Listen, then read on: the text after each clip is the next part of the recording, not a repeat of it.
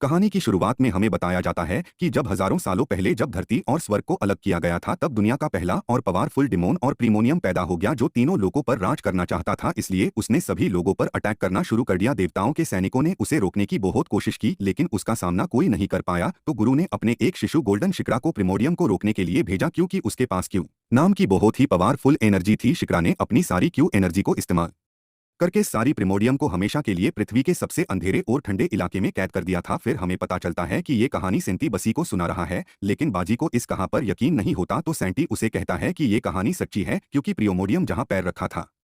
कहानी की शुरुआत में हमें बताया जाता है कि जब हजारों सालों पहले जब धरती और स्वर्ग को अलग किया गया था तब दुनिया का पहला और पावरफुल डिमोन और प्रीमोनियम पैदा हो गया जो तीनों लोगों पर राज करना चाहता था। इसलिए उसने सभी लोगों पर अटैक करना शुरू कर दिया। देवताओं के सैनिकों ने उसे रोकने की बहुत कोशिश की लेकिन उसका सामना कोई नहीं कर पाया। तो गुरु ने अपने एक शिशु गोल्डन शिक्रा को प्रीमोडियम को रोकने के लिए भेजा क्योंकि उसके पास क्यू नाम की बहुत ही पावरफुल एनर्जी थी। शिक्रा ने अपनी सारी क्यू एनर्जी को इस्तेमाल करके सारी प्रिमोडियम को हमेशा के लिए पृथ्वी के सबसे अंधेरे और ठंडे इलाके में कैद कर दिया था। फिर हमें पता चलता है कि ये कहानी सेंटी बसी को सुना रहा है, लेकिन बाजी को इस कहा पर यकीन नहीं होता। तो सेंटी उसे कहता है कि ये कहानी सच्ची है क्योंकि प्रियोमोडियम जहां पैर रखा था।